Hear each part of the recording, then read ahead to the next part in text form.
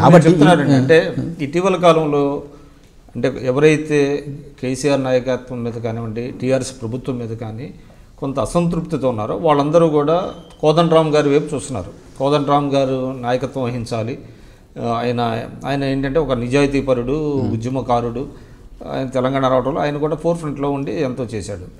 అయితే ఆయన కూడా అంటే స్లోగా ప్రభుత్వం మీద విమర్శలు కానివ్వండి, రైతులకు సంబంధించింది కానివ్వండి, ఆ మధ్యగా కొంత పాదయాత్ర అంతా చేశారు. అంటే ఆయన నాయకత్వంలో పనిచేయడానికి ఈ శక్తులన్నీ సిద్ధంగా లేవా? ఒకటండి, ఇప్పుడు రేపు ఒక పొలిటికల్ పార్టీ వచ్చిన అధ్యక్షుడు ఎవరైనా సరే నాయకత్వంలో చాలామంది ఉంటారు. అన్ని వర్గాల ప్రజలు కూడా అక్కడ నాయకత్వ స్థానంలో ఉంటారు. రేపు అధికారంలోకి వచ్చినా కూడా మిగతా ఎన్నో పోస్టులు ఉంటాయి, ప్రభుత్వాన్ని నడిపించే పోస్టులు, ముఖ్యమైన కీలకమైన దిశానిర్దేశం ఇచ్చే. కోదండరామ్ గారి నాయకత్వాన్ని ఆ రోజు అందరూ అంగీకరించారు. అంటే అందరూ పార్టీలు కూడా ఒక ఐకాసా పెట్టి జెండాలని పక్కన పెట్టి మీరు ఐకాసా చైర్మన్గా ఉండండి అని చెప్పేసి ఆయన నాయకత్వంలో కొంత జరిగింది తెలంగాణ రావటంలో. ఇప్పుడు కూడా జనం చాలామంది కోదండరామ్ గారి నాయకత్వాన్ని అంటే ఆల్టర్నేటివ్, అంటే టీఆర్ఎస్కి ఆల్టర్నేటివ్గా ఒకటి వస్తే అది కోదండరామ్ గారి నాయకత్వంలో వస్తే బాగుంటుంది అనేటువంటి భావన కోదండరామ్ గారి నాయకత్వంలో కేవలం ఆయన ఒక అగ్ర కులస్తుడు అనేటువంటి కారణంగానే అది కాదు, ఆయన్ని లేకపోతే ఆయనకి ఇష్టం లేదా రాజకీయ. ఒకటండి, ఈరోజు కోదండరామ్ గారు రావాలి, నాయకత్వ పాత్రలో ఉండాలని కోరుకునే వాళ్ళలో మేము కూడా ఉన్నాం. ఎన్నోసార్లు మాట్లాడడం జరిగింది.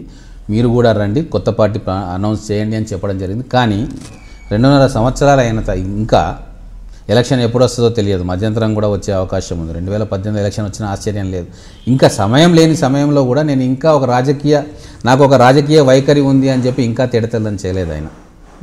ఒక రాజకీయ పార్టీ నిర్మాణం అంటే ఆషామాషి కాదు. ఈరోజు అనౌన్స్ చేసి రేపు ఎన్నికల్లో టికెట్లు ఇస్తే ప్రజలు ఓట్లు వేయరు.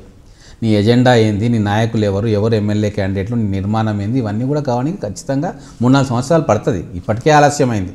ఇంకా మీరు ప్రకటించలేకపోతే మేము ఏమనుకుంటాము అంటే ఇష్టం లేదు, ప్రత్యక్ష రాజకీయంలో రావడానికి ఆయనకి ఇష్టం లేదు అని అనుకుంటాం. అది ఆయన వ్యక్తిగత అభిప్రాయం. ఆయనకు స్వేచ్ఛ ఉంది, రాజకీయాలకు రావాలా వద్దా నిర్ణయించుకునే స్వేచ్ఛ ఆయనకుంది. ఆయన రావాలి అని చెప్పి కోరుకునే స్వేచ్ఛ మాకుంది. అది అయిపోయింది. కోరుకున్నాం, రిక్వెస్ట్ చేసినాం, వస్తే బాగుంటుంది అనుకున్నాం. ఆయన రాలేదు. రానప్పుడు మేము ఏం చేయాలి? కోదండరామ్ గారు రాకుంటే ఇంక ఈ రాష్ట్రంలో ఆల్టర్నేట్ పార్టీ రావద్దా?